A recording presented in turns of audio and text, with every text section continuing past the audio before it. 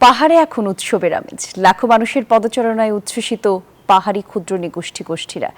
মাসব্যাপী চলা কঠিন চিবরদান উৎসবের শেষ দিনে ভিড় আনন্দে মাতেন ক্ষুদ্র নৃগোষ্ঠী সহ দূর দূরান্তের দর্শনার্থীরা। ভক্ত আর পুণ্যার্থীর সাধু সাধু ধ্বনিতে মুখর ছিল রাঙামাটির রাজবন বিহার। উৎসবের আমেজ তৈরি করতে পেরে খুশি আয়োজকরা।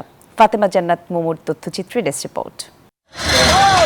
কেউ রং করছেন, কেউ তুলা থেকে সুতা বের করছেন, আবার নারী পুরুষ কাঁধে কাঁধ মিলিয়ে আগুনে শুকিয়ে নিচ্ছেন রঙিন সুতা। অন্যদিকে বেইন ঘরে কোমর তাঁত তৈরি করতে ব্যস্ত ক্ষুদ্র নৃগোষ্ঠীর নারীরা।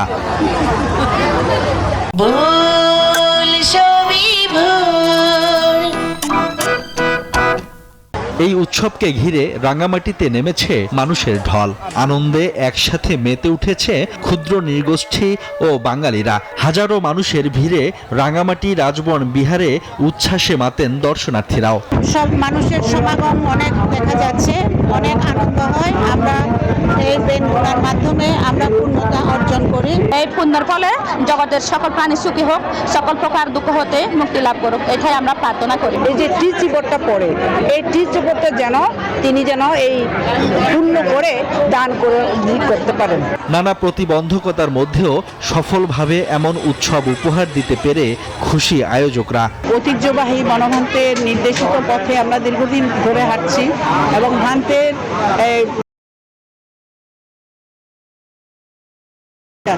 এটি রাঙামাটি রাজবন বিহারের ৪৯তম কঠিন চিবরদান উৎসব। গৌতম বুদ্ধের প্রধান সেবিকা বিশাখার রীতি অনুযায়ী প্রতি বছর প্রবারণাম পূর্ণিমার পরদিন থেকে মাসব্যাপী বিহারে বিহারে চিবরদান উৎসব পালন করা হয়। Desk report, news 24।